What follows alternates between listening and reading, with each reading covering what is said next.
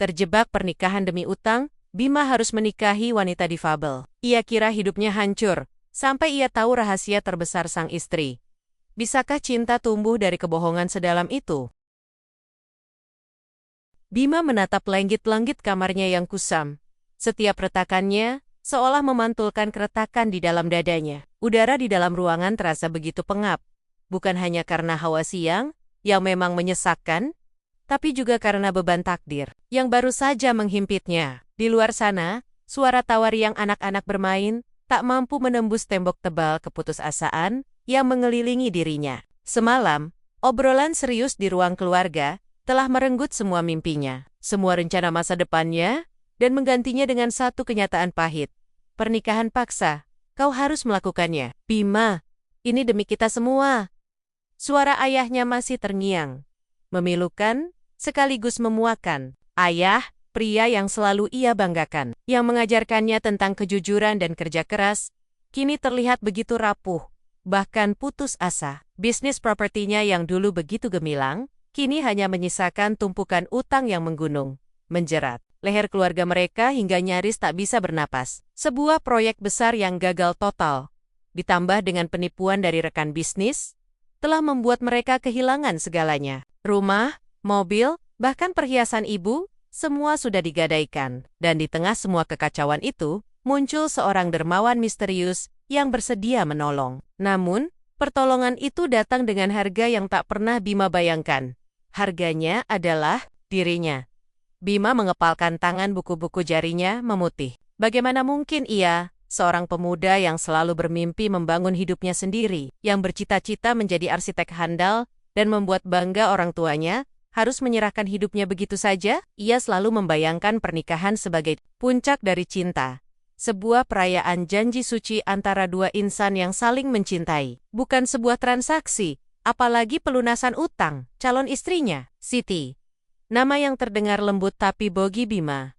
Nama itu kini adalah simbol dari jerat yang melit. Ia bahkan belum pernah bertemu langsung dengan wanita itu. Hanya melihat sekilas fotonya. Seorang wanita dengan paras cukup manis. Namun ada yang berbeda darinya. Tangannya, atau lebih tepatnya, ketiadaan tangannya. Jantung Bima berdebar tak karuan. Setiap kali bayangan itu melintas. Bagaimana ia bisa menikah dengan seorang wanita yang tidak memiliki tangan? Bukan, ini bukan tentang fisik semata. Ini tentang kenyataan bahwa pernikahan ini adalah murni paksaan. Sebuah pengorbanan yang terasa begitu berat untuk ia pikul. Bagaimana ia bisa hidup dengan seseorang yang tidak ia cintai, apalagi dengan kondisi seperti itu? Pikiran-pikiran gelap ini berputar-putar di kepalanya, menuduhnya sebagai pria kejam, tidak berperasaan dan dangkal. Tapi ia tidak bisa membohongi dirinya sendiri. Rasa keberatan itu nyata, dan berat sekali. Bima, nak, kamu baik-baik saja? Lembut ibunya membuyarkan lamunan Bima. Ia bergegas membuka pintu. Wajah sang ibu terlihat begitu lelah.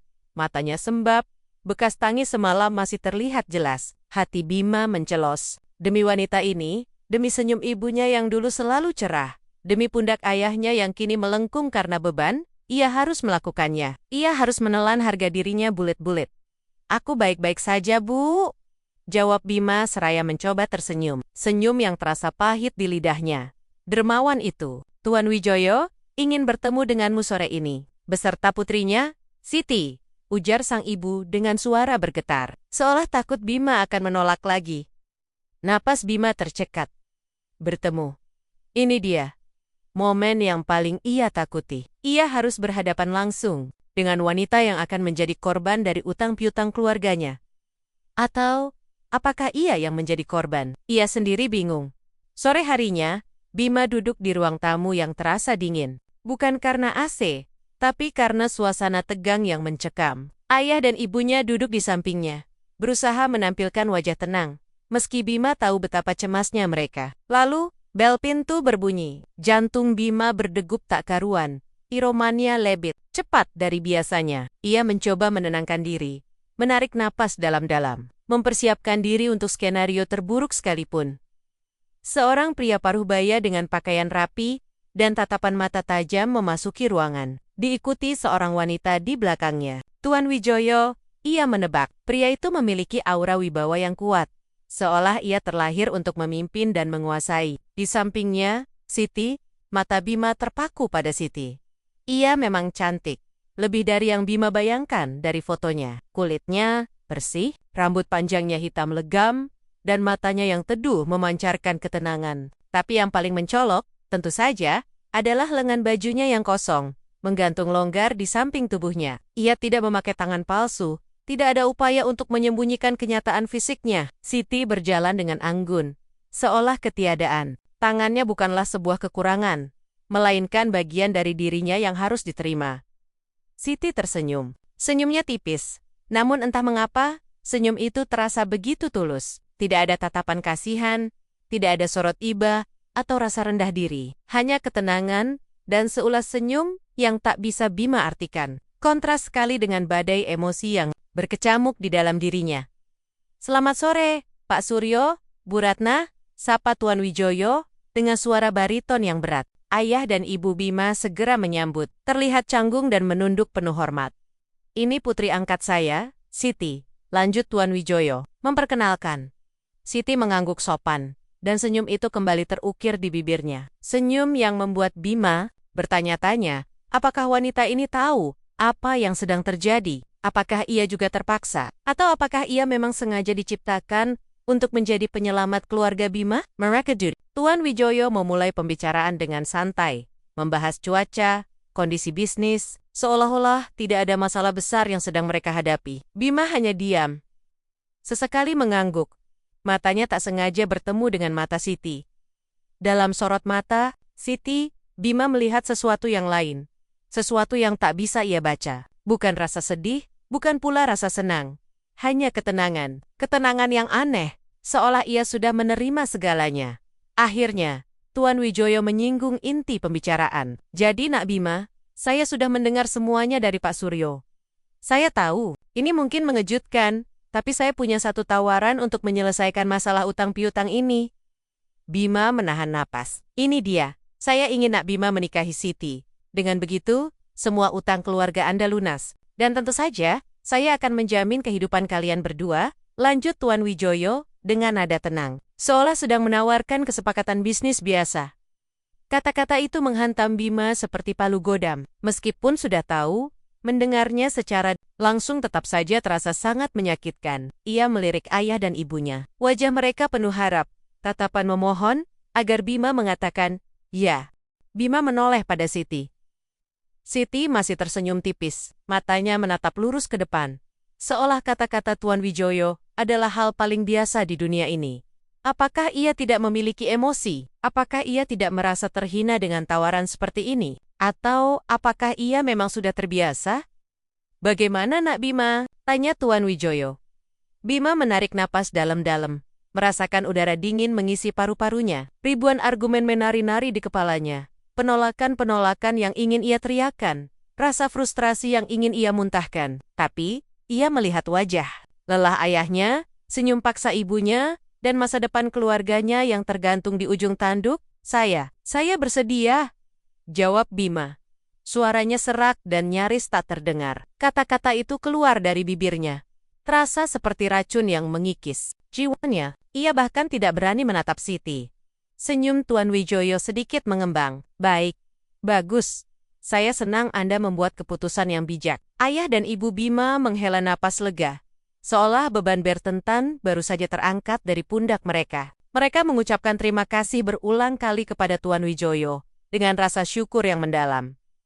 Hanya Siti yang tetap diam, senyum tipis itu masih menempel di wajahnya. Ia tidak mengucapkan sepatah kata pun. Ia tidak menatap Bima. Ia hanya duduk di sana, seolah menjadi patung yang menerima semua takdir yang digariskan untuknya. Malam itu, Bima tidak bisa tidur. Ia membayangkan masa depannya. Sebuah pernikahan tanpa cinta, dengan seorang wanita yang ia nikahi karena paksaan. Ia membayangkan bagaimana ia akan menghadapi hari-harinya. Bagaimana ia akan berpura-pura bahagia.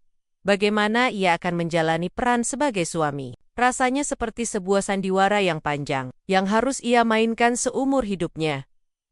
Air mata, yang sudah lama ia tahan, akhirnya menetes. Bukan air mata kesedihan semata, tapi air mata marah, frustrasi, dan rasa tak berdaya. Ia benci situasi ini. Ia benci nasib yang mempermainkannya, dan entah mengapa, ia juga merasa sedikit benci pada Siti, wanita yang secara tidak langsung menjadi penyebab semua ini. Padahal ia tahu, Siti pun mungkin korban. Tapi rasa tidak adil itu terlalu besar untuk ia tanggung sendiri. Beberapa hari kemudian, persiapan pernikahan pun dimulai. Semuanya berjalan sangat cepat. Tuan Wijoyo ingin semuanya diselesaikan secepat mungkin. Sebuah pesta sederhana, hanya dihadiri kerabat terdekat. Bima melewati semua proses itu seperti robot, tanpa emosi, tanpa semangat. Ia melihat ibu dan ayahnya terlihat lebih bahagia, lebih lega. Setidaknya, ada satu hal positif dari semua ini. Di hari-hari, Bima mengenakan jas pengantin dengan tubuh kaku. Ia menatap cermin, melihat pantulan dirinya yang terlihat seperti boneka. Matanya kosong, senyumnya tidak ada. Ia mendengar keramaian di luar. Suara musik yang seharusnya menjadi lambang kebahagiaan, kini terasa seperti melodi kesedihan. Ia berjalan menuju tempat upacara. Langkahnya terasa berat. Di sana, Siti sudah menunggu. Ia mengenakan gaun pengantin sederhana, namun indah. Rambutnya ditata rapi. Wajahnya masih memancarkan ketenangan yang sama. Bahkan di hari pernikahannya sendiri, senyum tipis itu kembali menghiasi bibirnya saat mata mereka bertemu. Senyum yang kini terasa semakin misterius bagi Bima.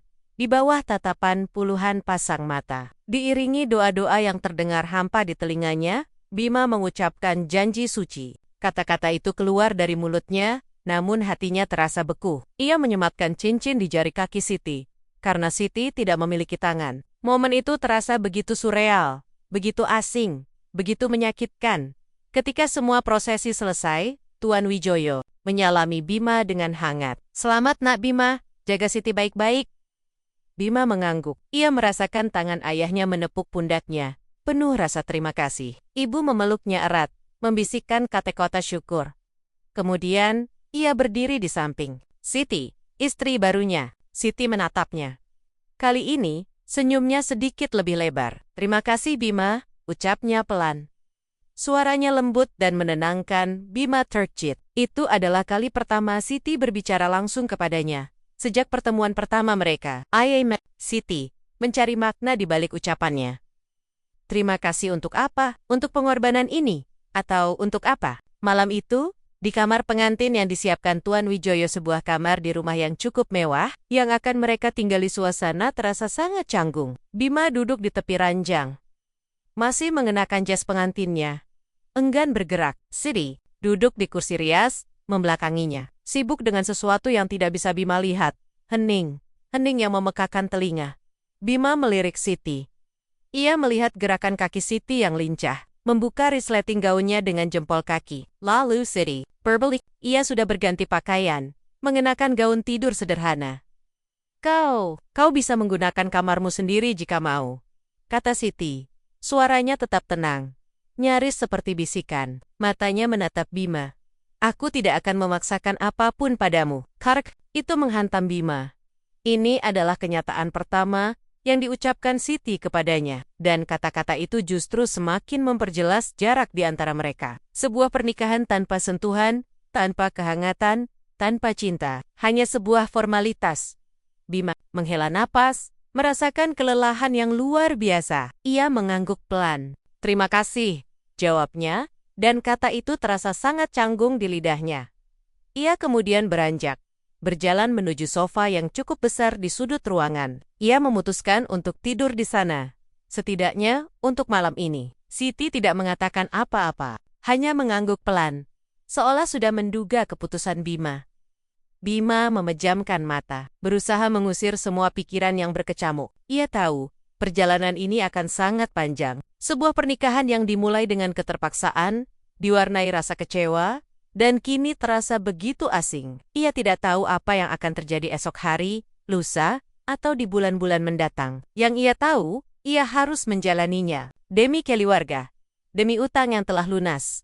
Namun, di tengah kegelapan yang menyelimuti jiwanya, ada satu hal kecil yang membuatnya sedikit bertanya-tanya. Senyum Siti, senyum tipis yang selalu terpampang di wajah wanita itu, yang tak pernah ia pahami maknanya. Apakah itu senyum penerimaan, senyum kepasrahan, atau ada sesuatu yang lebih dalam? Sesuatu yang belum Bima ketahui. Ia membalikkan badan, memunggungi Siti. Malam pertama pernikahan mereka diliputi keheningan dan jarak yang memisahkan. Seolah mereka adalah dua pulau yang terpisah, tanpa jembatan penghubung, hanya samudera luas yang terbentang di antara mereka. Dan Bima hanya bisa berharap bahwa suatu hari ia akan menemukan kekuatan untuk menyeberangi samudera itu. Atau setidaknya, menemukan kedamaian di pulau yang ia diami kini. Ia hanya berharap drama panjang ini tidak akan membuatnya hancur. Pagi datang terlalu cepat bagi Bima. Sinar matahari menerobos tirai tipis, menusuk matanya yang masih terasa perih akibat kurang tidur. Ia membuka mata, merasakan pegal di sekujur tubuh karena tidur di sofa. Di seberangnya, tempat tidur yang luas itu tampak rapi, seolah tak pernah disentuh. Siti sudah tidak ada. Sebuah sensasi aneh melingkupi Bima. Sedikit lega, karena tak harus menghadapi kecanggungan di pagi hari. Namun juga sedikit rasa penasaran yang mengusik. Ia bangkit, meregangkan otot-ototnya yang kaku, lalu berjalan menuju kamar mandi. Rumah ini, rumah yang kini menjadi tempat tinggalnya bersama Siti, terasa begitu asing. Tidak ada kehangatan familiar seperti rumah lamanya. Hanya kemewahan yang terasa hampa. Segala perabot tampak mahal dan berkelas. Namun tidak ada jejak personalisasi. Seolah hanya pajangan belaka. Setelah membersihkan diri, Bima keluar dari kamar dan mencoba mencari keberadaan Siti. Ia menyusuri koridor yang luas, melewati beberapa pintu tertutup, hingga sampai di dapur. Aroma masakan yang somar-somar tercium, membuat perutnya bergejolak.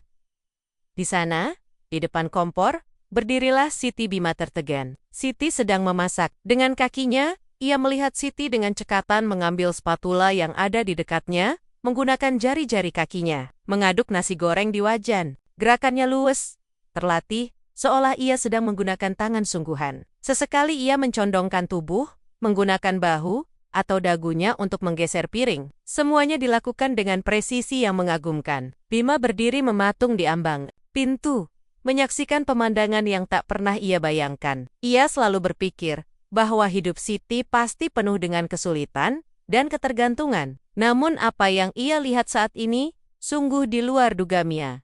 Siti merasakan kehadiran Bima. Ia menoleh. Senyum tipis itu kembali menghiasi wajahnya. "Selamat pagi, Bima," sapanya lembut. "Kau sudah bangun?" Nasi gorengnya hampir matang. Bima mengangguk kaku. "Pagi, Siti. Kau memasak?" Ia tahu pertanyaan itu bodoh, tapi ia tak bisa menahan diri. "Ya," jawab Siti, kembali fokus pada nasi gorengnya. "Aku selalu suka memasak." Rasanya menenangkan. Bima berjalan mendekat, tertarik oleh kemandirian wanita itu. Tidak merepotkan. Siti tertawa kecil, suara tawa yang ringan dan merdu. Awalnya iya, tapi lama-lama terbiasa. Manusia kan makhluk adaptif, Bima. Ia mematikan kompor, lalu dengan hati-hati memindahkan nasi goreng ke piring, menggunakan kedua kakinya. Gerakan jari-jari kakinya begitu lihai, seperti yari-yari tangan biasa. Bima melihat detail kuku kakinya yang rapi, bersih, menunjukkan perawatan yang baik. Mereka duduk di meja makan. Bima masih terdiam, mengamati Siti yang menuangkan minuman dengan kakinya. Tak ada sedikit pun keraguan atau kecanggungan dalam setiap cara. Ia makan dengan perlahan, sesekali mengangkat sendok dengan kaki kanan, sementara kaki kirinya menahan piring agar tidak bergeser. Cara makannya rapi, tidak ada nasi yang tumpah atau berceceran. "Bagaimana tidurmu?" tanya Siti, memecah keheningan. "Baik," jawab Bima singkat. Ia merasa sedikit malu karena telah tidur di sofa. "Kau sendiri?" "Aku selalu tidur nyenyak." Siti tersenyum. Senyum itu, pikir Bima, seolah menyimpan banyak rahasia. Setelah sarapan, Siti membersihkan meja dan mencuci piring. Lagi dengan kakinya, Bima menawarkan bantuan. Namun Siti menolaknya dengan halus. "Tidak apa-apa, aku sudah terbiasa. Kau bisa bersantai saja." Bima merasa tak nyaman. Duduk diam menyaksikan istrinya mengerjakan semua pekerjaan rumah dengan keterbatasan fisiknya. Terasa begitu memalukan. Ia merasa seperti pria tidak berguna. Ia memutuskan untuk pergi ke taman belakang. Taman rumah itu cukup luas, dengan rerumputan hijau dan beberapa pohon rindang. Bima duduk di bangku taman, mencoba mencari ketenangan. Ia mengeluarkan ponselnya, berniat menghubungi teman-temannya. Namun urung. Apa yang harus ia katakan? Bahwa ia sudah menikah dengan wanita yang bahkan tidak ia kenal demi utang ayahnya? Tidak. Ia belum siap menghadapi tatapan penasaran atau, yang lebih buruk, tatapan kasihan. Ia termenung, memikirkan bagaimana hidupnya akan berjalan mulai sekarang. Haruskah ia mencari pekerjaan? Tapi pekerjaan apa? Ia lulusan baru, belum punya pengalaman signifikan. Dan di sini, di rumah ini, ia merasa seperti parasit. Bebas dari utang memang melegakan, tapi kebebasan itu dibayar dengan harga yang mahal. Beberapa jam berlalu. Bima mendengar suara langkah kaki mendekat. Siti berdiri di dekatnya, membawa sebuah buku di jari-jari kakinya. Ia meletakkannya dengan hati-hati di meja taman, lalu duduk di bangku seberang Bima. "Kau suka membaca?" tanya Siti. Bima mengangguk. "Lumayan, buku ini bagus," kata Siti, mendorong buku itu sedikit ke arah Bima. Judulnya, Filosofi Teras. Buku ini banyak mengajarku tentang bagaimana menghadapi hidup, menerima apa yang tidak bisa diubah, dan fokus pada apa yang bisa kita kendalikan. Bima mengambil buku itu. Ia melirik Siti. Apakah wanita ini sedang memberinya nasihat terselubung? Ia membuka halaman acak, membaca beberapa kalimat. Kata-kata itu memang bijak, namun hatinya terlalu keruh untuk mencernanya. Dulu aku siring. Frustrasi, Siti melanjutkan. Suaranya pelan, seolah sedang bercerita pada dirinya sendiri. Kenapa aku berbeda? Kenapa aku tidak sempurna seperti orang lain?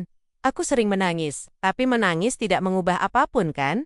Jadi aku belajar untuk menerima. Ada nada pasrah, namun penuh kekuatan dalam suara Siti. Bima menatapnya. Ini adalah kali pertama Siti berbicara tentang keterbatasannya secara terbuka. Tidak ada nada mengeluh, tidak ada air mata, hanya penerimaan yang tulus. "Bagaimana kau bisa sekuat itu?" tanya Bima tanpa sadar. Siti tersenyum. Senyum yang kini terlihat lebih lembut dan hangat. "Aku tidak kuat, Bima. Aku hanya belajar untuk beradaptasi. Semua orang punya ujiannya masing-masing. Mungkin ujianku terlihat jelas, sementara ujian orang lain tersembunyi." Ia menatap Bima. "Seperti kau, aku tahu kau pasti merasa berat dengan pernikahan ini." Kata-kata Siti menusuk tepat ke ulu hati Bima. Ia tak menyangka Siti bisa membaca perasaannya, padahal ia sudah berusaha menutupinya. Rasa bersalah mulai menjalar. Siti, yang fisiknya tidak sempurna, justru menunjukkan kematangan emosional yang jauh melampauinya. "Maafkan aku," bisik Bima, menunduk. "Untuk apa?" "Karena aku tidak bisa menerimamu dengan tulus di awal." Siti hanya tersenyum. "Tidak apa-apa, aku mengerti. Kau tidak perlu berpura-pura.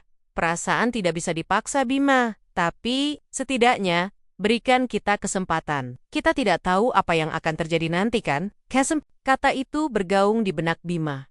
Selama ini, ia hanya fokus pada penderitaannya sendiri, pada rasa dikhianati oleh takdir. Ia lupa bahwa Siti juga mungkin merasa sama, atau bahkan lebih. Ia lupa bahwa pernikahan ini juga merupakan takdir bagi Siti.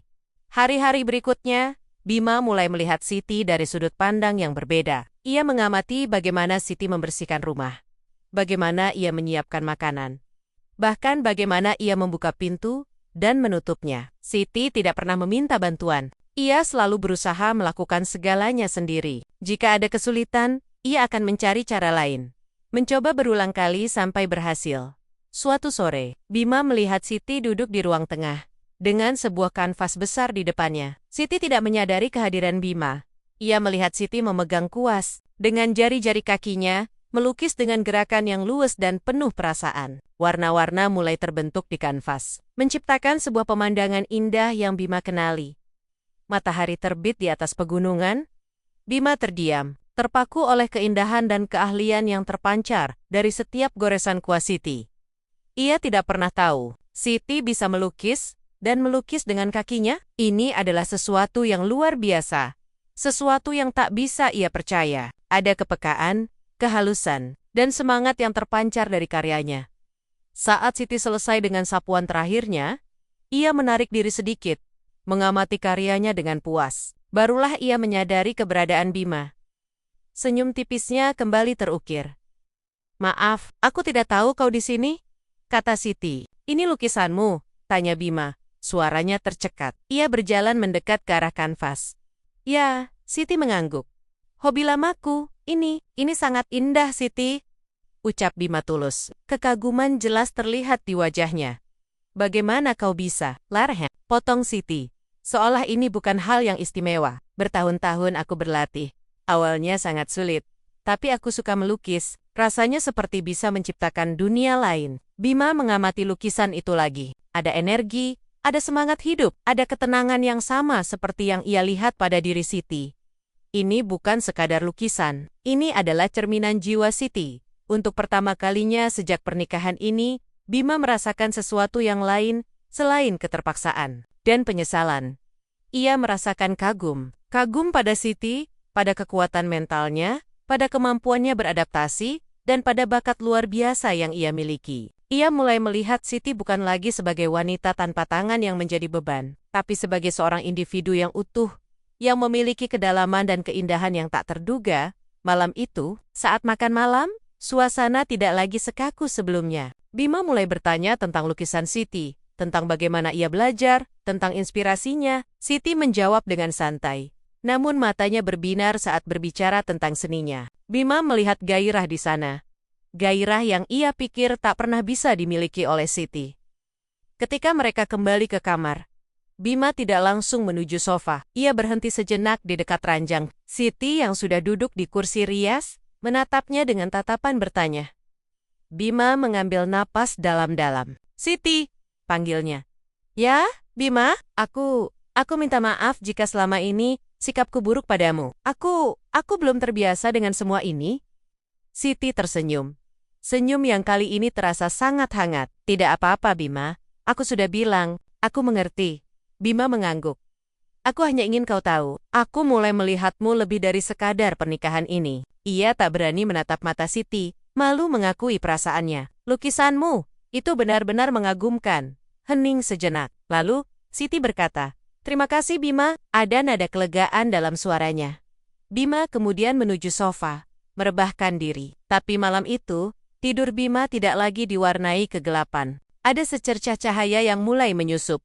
Sepercik harapan yang mulai tumbuh. Ia masih tidak tahu apakah ia bisa sepenuhnya mencintai Siti. Tapi ia tahu satu hal. Siti bukanlah beban. Siti adalah seseorang yang luar biasa. Dan ia ingin mengenalnya. Lebih jauh, perjalanan mereka mungkin baru saja dimulai. Dan Bima, untuk pertama kalinya, merasa sedikit penasaran akan arah tujuan perjalanan itu. Beberapa minggu berlalu sejak Bima pertama kali menyaksikan Siti melukis. Kejadian itu menjadi titik balik kecil. Sebuah celah di dinding es yang selama ini ia bangun di sekeliling hatinya. Ketenangan Siti, kemandiriannya yang mencengangkan, dan kini bakat seninya yang luar biasa, perlahan mengikis prasangka Bima. Ia mulai menghabiskan lebih banyak waktu di rumah. Bukan lagi karena terpaksa, melainkan karena ada sesuatu yang menarik perhatiannya. Setiap pagi, Bima tak lagi tidur di sofa. Ia tetap bangun lebih awal, sengaja mencari Siti di dapur. Sekadar untuk mengamati bagaimana wanita itu menyiapkan sarapan dengan yari-yari kakinya yang cekatan. Dulu, ia melihatnya sebagai beban. Kini, ia melihatnya sebagai sebuah keajaiban kecil yang terjadi setiap hari. Siti akan selalu menyapanya dengan senyum tipis. Dan terkadang, ia bahkan melontarkan pertanyaan ringan tentang rencana Bima hari itu. Kau ada rencana kemana hari ini, Bima? Tidak ada. Mungkin aku akan membaca di taman, jawab Bima. Ia merasa canggung mengakui bahwa ia tak punya kegiatan. Siti hanya mengangguk. Kalau begitu, aku akan siapkan teh untukmu nanti. Perkekep. Sederhana seperti itu menjadi rutinitas yang anehnya menenangkan. Bima mulai merasa sedikit lebih nyaman. Tidak lagi dihantui kecanggungan yang memekakan. Ia juga sering mendapati dirinya tanpa sadar membantu Siti dalam hal-hal kecil. Seperti mengambilkan buku yang jatuh, atau memindahkan kursi. Siti selalu menerima bantuan itu dengan ucapan terima kasih yang tulus, tanpa ada jejak rasa direndahkan. Suatu sore, Bima melihat Siti duduk di ruang kerja kecil, di samping ruang keluarga. Ruangan itu dipenuhi dengan kanvas, kuas berbagai ukuran, dan botol-botol cat minyak. Aroma cat yang khas memenuhi ruangan. Siti sedang asyik melukis. Kali ini, ia tidak melukis pemandangan, melainkan potret wajah seorang wanita tua. Keriput di wajah itu dilukis dengan detail yang menakjubkan, memancarkan kebijaksanaan dan kehangatan. Bima terdiam di ambang pintu, terpaku oleh keindahan dan keahlian yang terpancar dari setiap goresan kuas Siti. Ia tidak pernah tahu Siti bisa melukis dengan kakinya. Ini adalah sesuatu yang luar biasa, sesuatu yang tak bisa ia percaya. Ada kepekaan, kehalusan, dan semangat yang terpancar dari karyanya. Siti tampak begitu damai, begitu fokus, seolah dunia di sekelilingnya lenyap. Saat Siti selesai dengan sapuan terakhirnya, ia menarik diri sedikit, mengamati karyanya dengan puas. Barulah ia menyadari kehadiran Bima. Senyum tipisnya kembali terukir. "Maaf, aku tidak tahu kau di sini," kata Siti. "Ini lukisanmu?" tanya Bima. Suaranya tercekat. Ia berjalan mendekat ke arah kanvas. "Ya." Siti mengangguk. "Hobi lamaku. Ini sangat indah, Siti," ucap Bima tulus. Kekaguman jelas terlihat di wajahnya. "Bagaimana kau bisa melukis seperti ini? Dengan kakimu?" "Latihan," potong Siti. "Seolah ini bukan hal yang istimewa. Bertahun-tahun aku berlatih.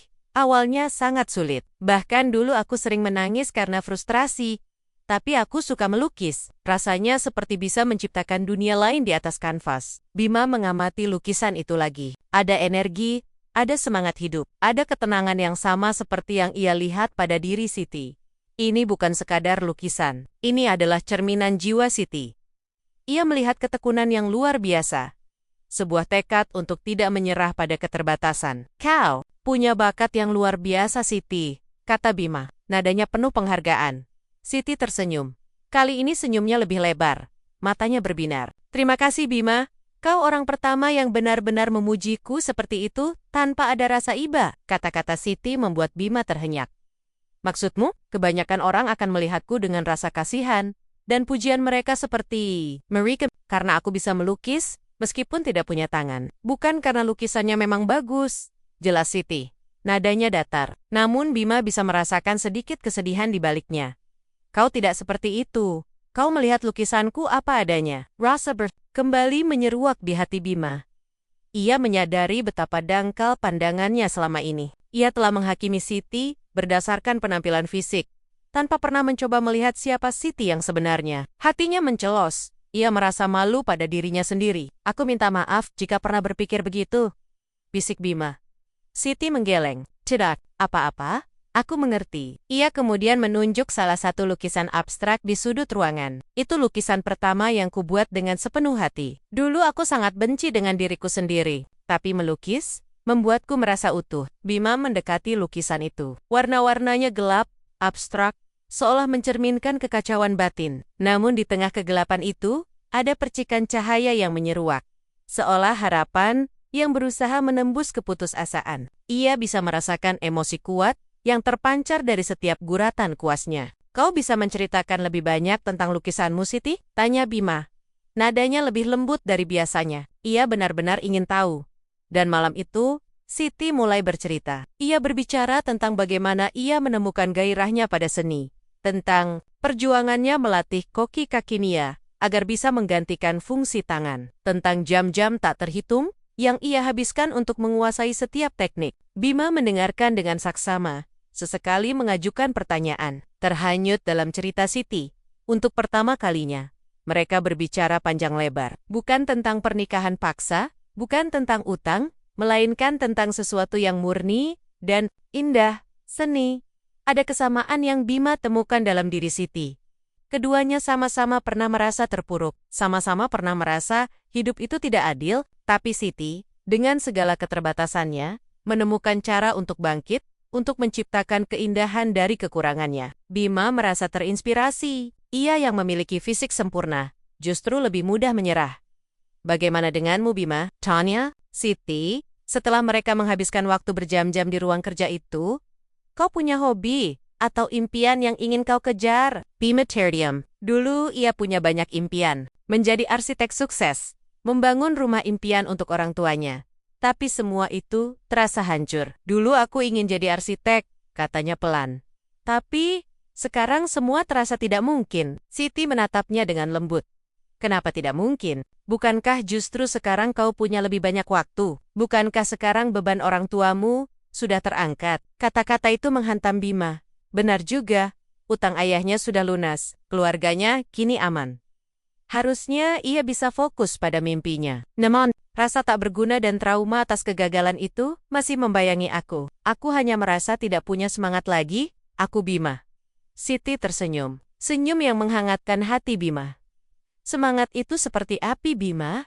Kadang ia redup, tapi tidak pernah benar-benar padam. Kau hanya perlu menemukan sesuatu yang bisa menyulutnya lagi. Ia menunjuk ke arah lukisannya. Bagiku, melukis adalah api itu. Malam itu, saat Bima kembali ke kamar, ia tidak lagi merasa sesak. Ia memandang sofa tempat ia biasa tidur. Lalu beralih menatap ranjang. Ia masih tidak berani tidur di sana. Namun, ada perubahan. Dulu, ia tidur di sofa karena marah dan kecewa. Malam ini, ia tidur di sana karena rasa hormat. Karena ia tahu, ia belum pantas untuk berbagi ranjang dengan wanita sekuat dan seindah Siti. Ia memejamkan mata. Namun, kali ini, yang terbayang bukanlah wajah marah ayahnya atau tumpukan utang. Yang terbayang adalah senyum tenang Siti. Jari-jari kakinya yang cekatan memegang kuas. Dan lukisan-lukisan indah yang memancarkan jiwa. Ada sepercik harapan yang mulai tumbuh di dalam dirinya. Sebuah keinginan untuk bangkit, untuk menemukan apinya sendiri. Ia mulai menyadari bahwa pernikahan ini yang ia anggap sebagai akhir dari segalanya, mungkin saja adalah awal dari sesuatu yang baru. Sesuatu yang tak pernah ia duga akan membawa cahaya ke dalam hidupnya. Siti, wanita yang dulu ia pandang dengan kasihan, kini mulai ia pandang dengan kekaguman yang tulus.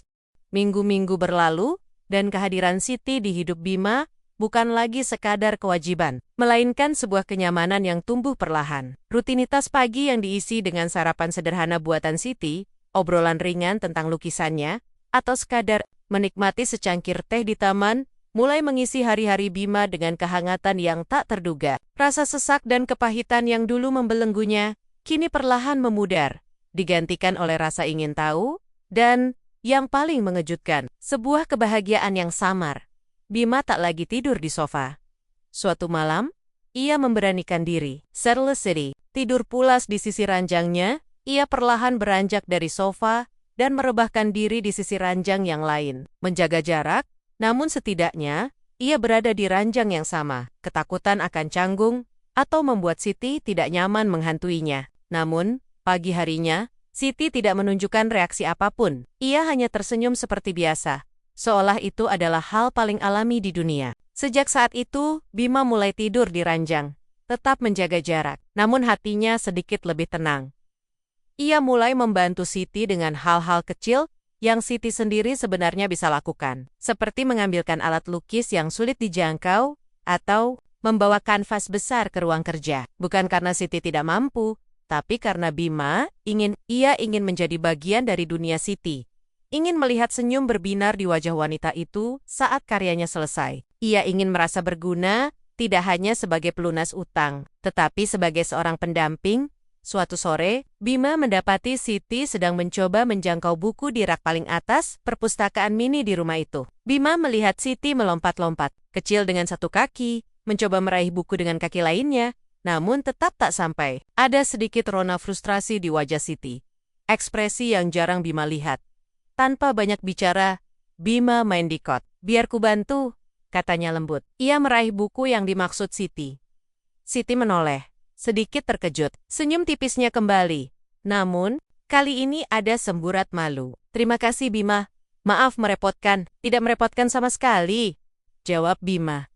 Ia kemudian bertanya, buku apa itu? Ah, ini buku tentang sejarah seni modern, jawab Siti. Matanya berbinar lagi. Aku sedang mencari inspirasi untuk lukisan selanjutnya. Bima duduk di samping Siti. Kau bisa cerita tentang inspirasimu. Siapa tahu, aku bisa sedikit membantu. Ia sungguh-sungguh ingin tahu. Siti pun mulai bercerita tentang aliran-aliran seni, tentang pilukis-pilukis legendaris, dan bagaimana semua itu memengaruhi gaya lukisnya. Bima mendengarkan dengan saksama.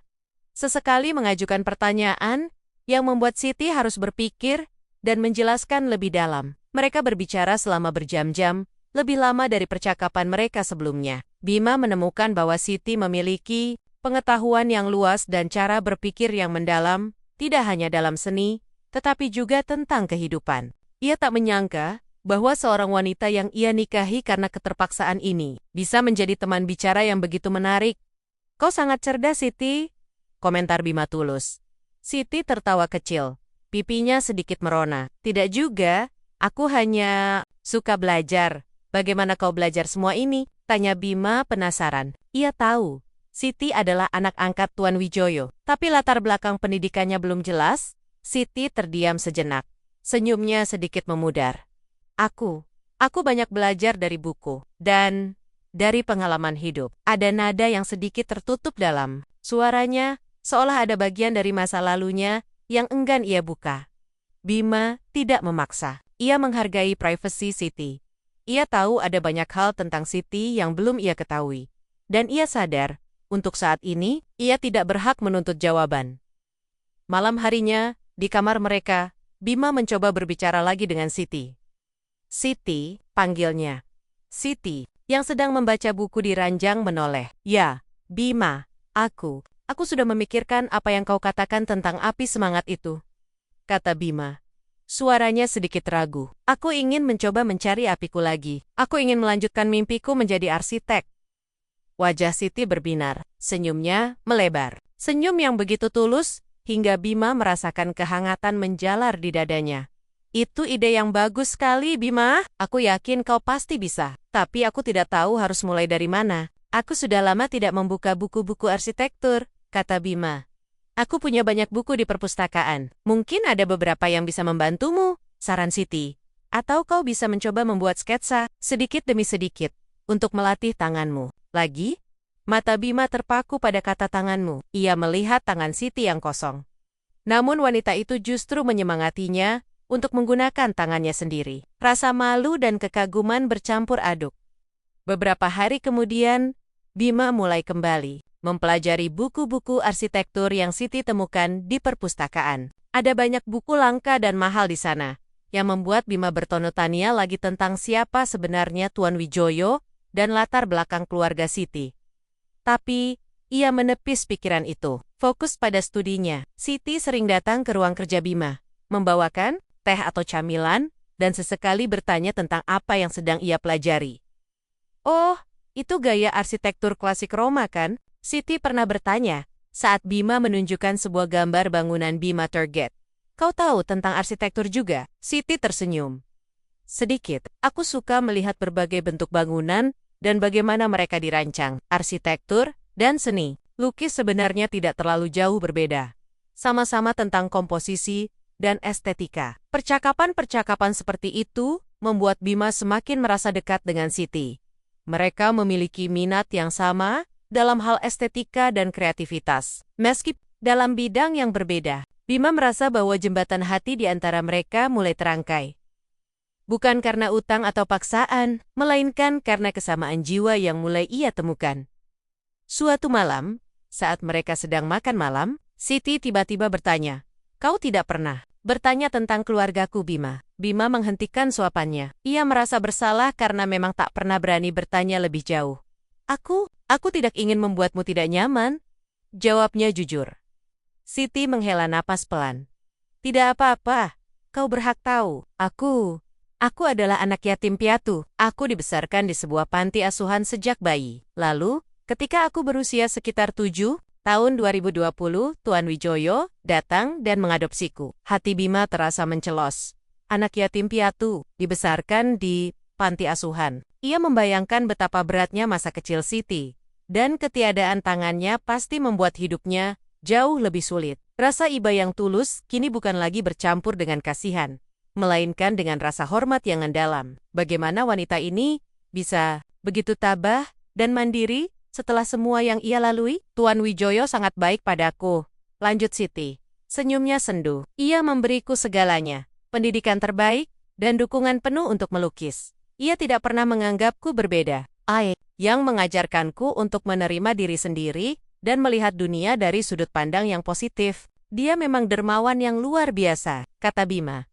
Ia kini semakin memahami mengapa Siti begitu menghormati Tuan Wijoyo. Malam itu, Bima menatap Siti dengan pandangan yang benar-benar berbeda. Ia melihat bukan lagi wanita tanpa tangan yang dijodohkan dengannya, melainkan seorang wanita dengan masa lalu yang penuh perjuangan, namun memiliki jiwa yang kuat dan hati yang tulus. Rasa kagum Bima berubah menjadi sesuatu yang lebih dalam, sesuatu yang mendekati rasa sayang.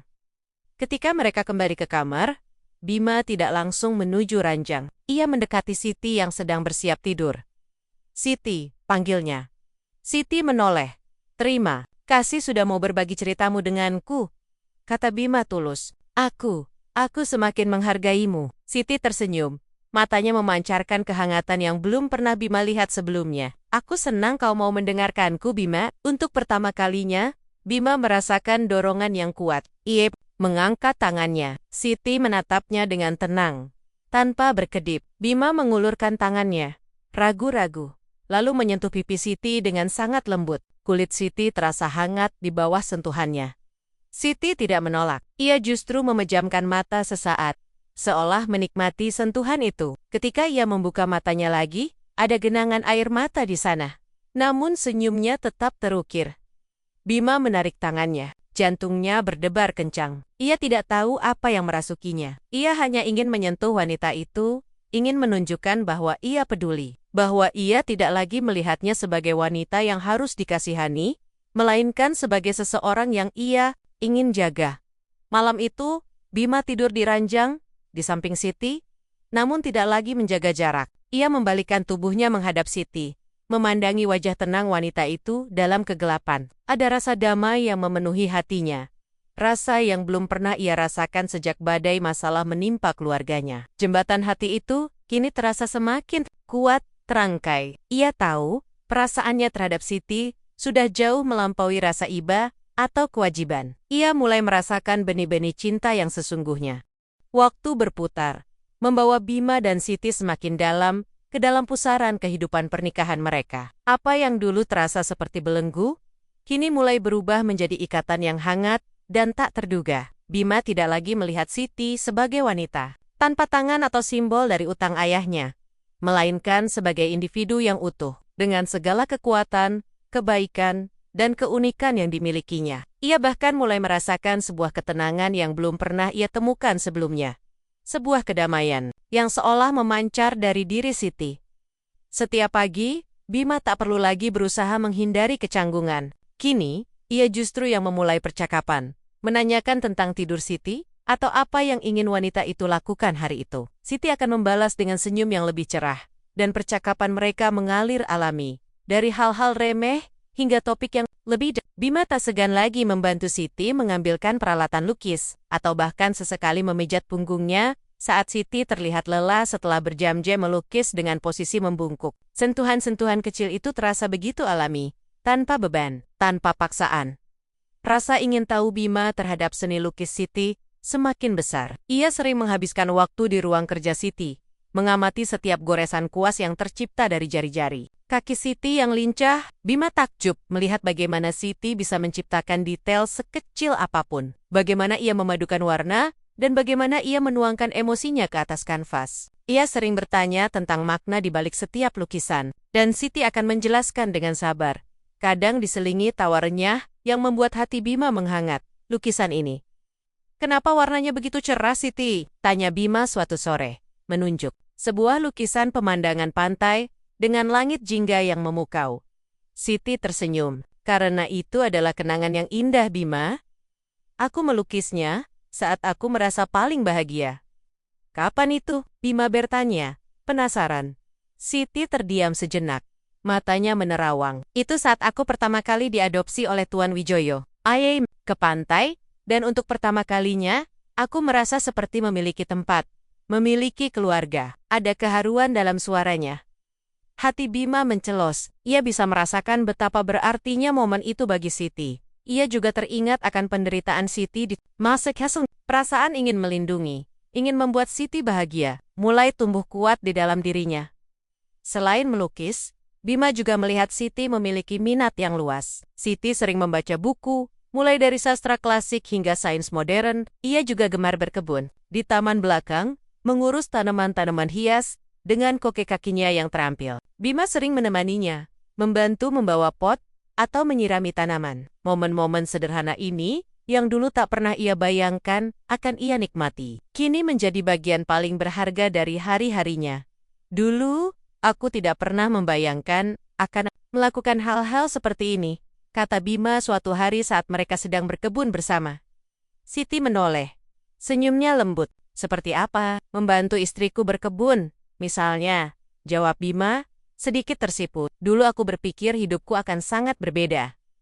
Siti tertawa kecil. Takdir memang seringkali memberikan kita kejutan, Bima. Yang terpenting, kita bisa belajar untuk menghargai apa yang ada. Kata-kata Siti selalu penuh makna, seolah setiap kalimatnya mengandung kebijaksanaan yang mendalam. Bima merasa ia banyak belajar dari wanita ini. Belajar tentang kesabaran, tentang penerimaan, dan tentang bagaimana menemukan keindahan dalam setiap kekurangan. Kedekatan mereka juga terlihat dari hal-hal sepele. Siti mulai membuatkan teh atau kopi kesukaan Bima setiap pagi, bahkan menyiapkan sarapan tambahan jika Bima akan beraktivitas di luar. Bima juga sering membawakan Siti bunga dari taman, atau sekadar camilan kesukaannya. Mereka mulai saling berbagi cerita tentang hari-hari mereka, tentang mimpi-mimpi yang dulu terpendam, dan tentang ketakutan-ketakutan yang masih tersisa. Suatu malam, Bima dan Siti sedang menonton film di ruang keluarga. Siti duduk di sofa, bersandar pada bantal.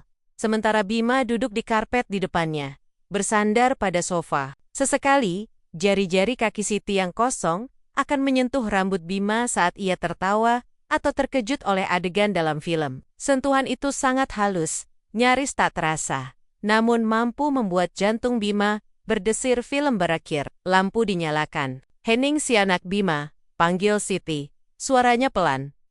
Bima menoleh. Ya Siti, Siti menatapnya dengan tatapan lembut. Ada keraguan di matanya. Bolehkah aku bertanya sesuatu? Tentu saja, jawab Bima. Kau sudah bisa menerima pernikahan ini sepenuhnya? Tanya Siti. Nadanya hoti-hoti, seolah takut menyakiti perasaan Bima. Pertanyaan itu membuat Bima terdiam. Ia memikirkan kembali perjalanan mereka. Awalnya, ia memang terpaksa, penuh amarah dan penyesalan. Tapi kini, Bima menatap mata Siti, mata yang selalu memancarkan ketenangan. Siti, katanya, suaranya tulus. Awalnya memang sulit, aku tidak bisa membohongi itu. Tapi, sekarang, aku tidak lagi merasa terpaksa. Ia meraih tangan Siti yang ada di dekatnya, menggenggam lembut lengan baju yang kosong itu. Aku merasa bahagia bersamamu Siti. Senyum Siti melebar. Kali ini senyum itu penuh kelegaan, dan Bima melihat ada setitik air mata yang menggenang di sudut matanya. Syukurlah Bima, bisiknya. Bima memberanikan diri. Ia mengangkat tangannya dan menyentuh pipi Siti. Kali ini, sentuhannya lebih lama, lebih penuh perasaan. Siti tidak bergerak, hanya memejamkan mata, membiarkan sentuhan. It's you aku sudah jatuh cinta padamu Siti, bisik Bima. Pengakuan itu meluncur begitu saja dari bibirnya, tak terbendung. Ia sendiri terkejut dengan keberaniannya.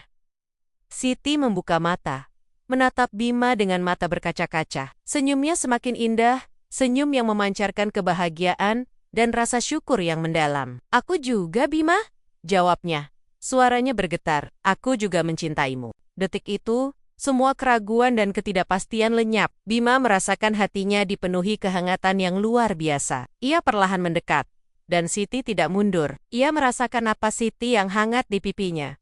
Dan kemudian, Bima mencium Siti. Sebuah ciuman lembut, penuh kehati-hatian, namun syarat akan perasaan tulus yang baru saja bersemi.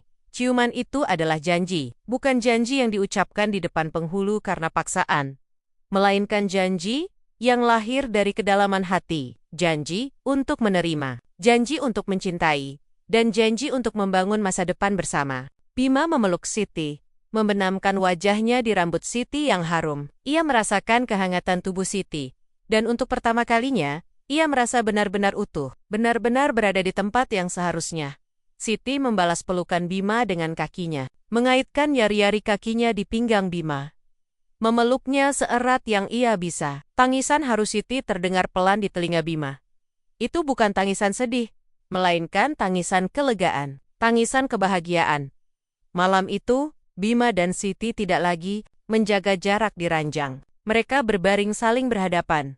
Tangan Bima membelai rambut Siti, sementara kaki Siti sesekali menyentuh lengannya. Mereka berbicara hingga larut malam, berbagi cerita, impian, dan ketakutan tanpa ada lagi penghalang. Bima menyadari bahwa pernikahan yang dimulai dengan paksaan ini ternyata membawa dirinya pada sebuah takdir yang indah. Takdir yang mempertemukannya dengan Siti, wanita yang mengajarkannya tentang kekuatan, tentang penerimaan, dan tentang makna sejati dari cinta. Di bawah rembulan yang bersinar redup, hati mereka yang dulunya terpisah, kini terlukis indah menjadi satu kesatuan.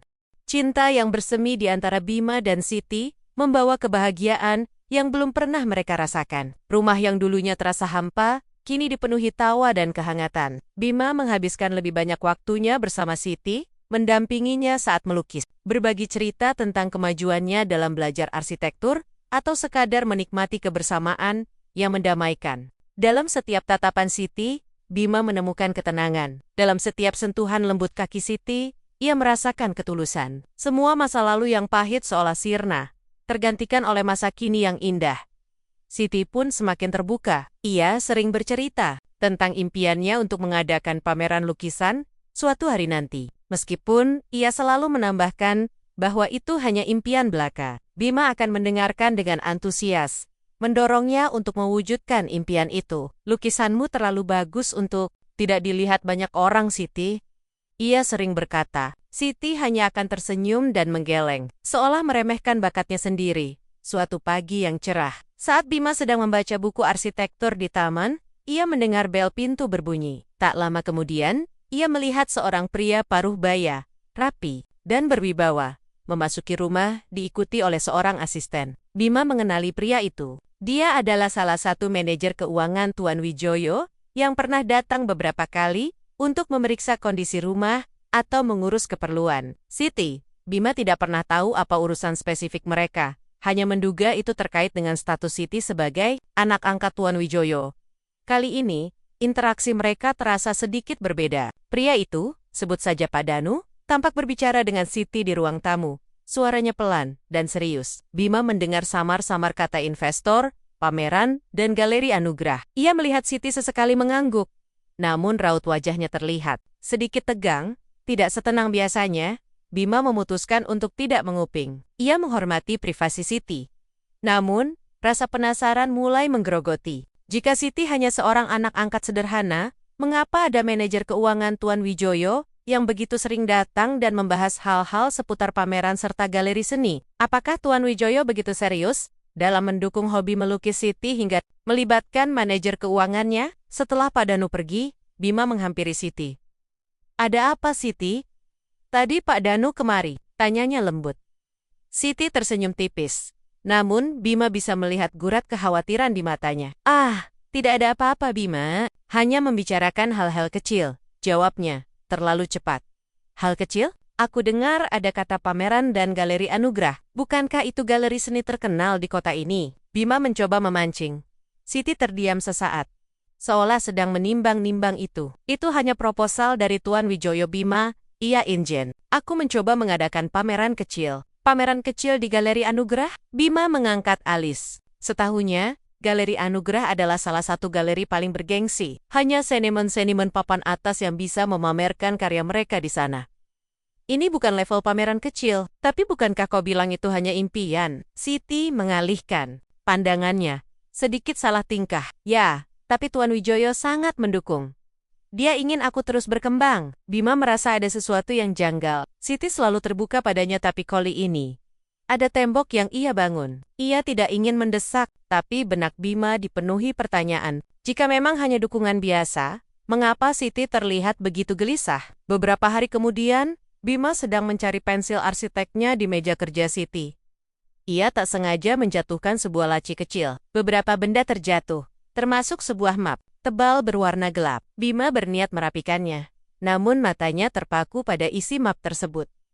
Ada beberapa lembar dokumen di sana. Sebuah sertifikat hak cipta atas nama Siti Anindya, bukan hanya Siti. Dan yang paling mengejutkan, ada beberapa artikel koran dan majalah seni yang memuat gambar lukisan-lukisan yang sangat ia kenali sebagai karya Siti. Judul-judul artikel itu mencolok fenomena seniman tanpa tangan. Karyanya melukis jiwa bangsa. Siti Anindya, pelukis misterius yang mengguncang dunia seni. Karya terbaru Anindya pecahkan rekor lelang. Jantung Bima berdebar kencang. Darahnya berdesir dingin. Tangannya gemetar, saat ia meraih salah satu majalah. Di halaman depan, terpampang jelas foto sebuah lukisan abstrak yang sangat ia kenal, lukisan yang dulu Siti katakan adalah karyanya yang pertama, yang mencerminkan kekacauan batinnya yang ada di ruang kerja mereka. Dan di bawah lukisan itu, ada nama Anindya, sang seniman misterius. Lalu, ada artikel panjang yang membahas tentang sang seniman, yang selama ini dikenal sangat tertutup, tidak pernah mau tampil di depan publik, dan selalu menggunakan nama pena Anindya. Artikel itu menceritakan bagaimana karyanya selalu terjual dengan harga fantastis di pelelangan internasional, bagaimana para kritikus memuji kedalaman emosi dalam setiap goresannya, dan bagaimana identitas aslinya menjadi teka-teki terbesar di dunia seni. Bima beralih ke dokumen lain. Sebuah salinan rekening bank dengan angka-angka fantastis, jauh melampaui imajinasinya. Juga, surat-surat dari beberapa galeri seni terkemuka di luar negeri yang mengajukan tawaran pameran. Dan di antara semua itu, terselip sebuah foto kecil, foto Siti, namun dengan gaya yang lebih profesional. Dan di bawahnya ada tanda tangan elegan, Anindya. Dunia Bima runtuh dalam sekejap. Semua kehangatan, semua kenyamanan, semua cinta yang baru saja ia rasakan, kini terasa seperti ilusi belaka. Sebuah pukulan telak menghantam relung hatinya. Siti, istrinya, wanita yang ia cintai, selama ini telah menyembunyikan kebenaran sebesar ini. Ia bukan hanya anak angkat sederhana Tuan Wijoyo. Ia adalah Siti Anindya, seniman fenomenal yang kaya, raya, dan sangat terkenal. Rasa dikhianati mencengkeram Bima begitu kuat, lebih sakit dari rasa keterpaksaan pernikahan di awal. Ia merasa bodoh, begitu naif, telah jatuh cinta pada seseorang yang penuh rahasia dan kebohongan. Mengapa Siti melakukan ini? Mengapa ia harus menyembunyikan identitas aslinya? Apakah semua kebaikannya, semua ketenangan dan kemandiriannya hanya bagian dari sebuah sandiwara? Bima mendengar langkah kaki Siti mendekat. Ia panik. Dengan cepat ia mengembalikan semua dokumen itu ke dalam map, menutup laci, dan berusaha terlihat normal. Ia berbalik, mencoba menyembunyikan gejolak emosi di wajahnya. Siti memasuki ruangan. Senyumnya seperti biasa. "Sedang apa, Bima?" "Kau mencari sesuatu?" tanyanya lembut. Tak menyadari badai yang baru saja menerpa hati Bima. "Ah, tidak, hanya mencari pensilku," jawab Bima, berusaha keras agar suaranya tidak bergetar. Siti mengangguk. "Oh, aku melihatnya di dekat buku-bukumu tadi." Bima mengangguk. Ia meraih pensilnya, matanya menatap Siti dengan tatapan yang berbeda. Tatapan penuh pertanyaan, kekecewaan, dan sedikit rasa marah yang baru saja muncul. Siti, yang selama ini ia anggap sebagai pribadi yang apa adanya, ternyata menyimpan rahasia sebesar gunung. Sebuah rahasia yang kini terasa begitu berat, mengancam untuk menghancurkan jembatan hati yang baru saja mereka rangkai. Malam itu, Bima berusaha keras bersikap normal saat makan malam. Ia berusaha membalas senyum Siti, menjawab pertanyaannya, dan mendengarkan ceritanya tentang inspirasi lukisan baru. Namun, setiap kata yang keluar dari mulut Siti, setiap senyum yang ia tunjukkan, terasa seperti tusukan pisau. Ia melihat kemandirian Siti yang dulu ia kagumi. Kini terasa seperti sebuah pertunjukan sandiwara yang ia tidak ketahui bahwa ia adalah salah satu penontonnya. Di kamar, Bima tidak bisa memejamkan mata. Ia membalikkan tubuhnya memunggungi Siti, berpura-pura tidur. Namun, pikirannya kacau balau. Kenapa? Mengapa Siti melakukan ini? Apakah ia sengaja menipunya? Mengapa ia harus menyembunyikan kekayaan dan ketenarannya? Apakah ini semua bagian dari ujian ketulusan yang diatur Tuan Wijoyo? Jika iya, ujian macam apa ini yang mengharuskan kebohongan besar? Hatinya sakit, rasa cinta yang baru saja tumbuh, kini bercampur dengan rasa dikhianati yang menusuk. Ia seperti boneka yang dimainkan dalam sebuah permainan yang tidak ia pahami aturannya. Pertanyaan-pertanyaan itu terus berputar di benaknya, tidak menemukan jawaban. Dan Bima Tehu, ia tidak bisa lagi berpura-pura. Ia harus menghadapi Siti dan menuntut kebenaran. Tetapi, bagaimana caranya? Dan apa yang akan terjadi setelah kebenaran itu terungkap? Masa depan mereka, yang baru saja terlihat cerah, kini diselimuti awan gelap keraguan. Malam itu terasa sangat panjang bagi Bima. Setiap detik terasa membebani. Setiap napas terasa menyesakkan. Ia berpura-pura tidur, tetapi otaknya terus berputar, mengulang kembali potenggen-potenggen informasi yang baru saja ia temukan, nama Anindya, Lukisan-lukisan bernilai fantastis, artikel-artikel koran yang memuji-muji, dan rahasia besar tentang kekayaan Siti. Bagaimana mungkin wanita yang selama ini ia anggap polos dan sederhana, yang ia nikahi karena utang, ternyata adalah seorang seniman terkenal bergelimang harta? Pagi datang dengan cepat, membawa serta ketegangan yang pekat. Bima bangun lebih dulu dari Siti. Ia bergegas keluar kamar, tidak ingin berlama-lama berada di dekat wanita itu. Pikirannya kalut, antara rasa sakit hati, marah, dan kebingungan. Ia mencoba menenangkan diri di dapur, membuat kopi hitam pekat, berharap kafein bisa sedikit menjernihkan pikirannya. Namun, bayangan senyum Siti yang tulus, tawanya yang renyah, dan sentuhan kakinya yang lembut, kini terasa seperti tipuan, bagian dari sandiwara yang disutradarai dengan sempurna. Tidak lama kemudian, Siti muncul di dapur. Senyum tipisnya seperti biasa menghiasi wajahnya, seolah tidak ada yang berbeda. Pagi, Bima, kau sudah bangun. Ada apa? Kelihatannya kau sangat serius. Sapanya lembut. Seperti biasa ia memulai obrolan. Bima menatapnya. Matanya dingin. Ia mencoba menahan emosinya. Tetapi rasa sakit hati itu terlalu kuat. Ia tidak ingin lagi berpura-pura. Siti, panggilnya. Suaranya tegang dan berat, jauh dari kehangatan yang biasa ia gunakan. Siti merasakan perubahan dalam nada suara Bima. Senyumnya perlahan memudar, digantikan oleh ekspresi bertanya. Ya, Bima, ada apa? Bima meletakkan cangkir kopinya di meja dengan sedikit hentakan. Aku ingin tahu, ucapnya.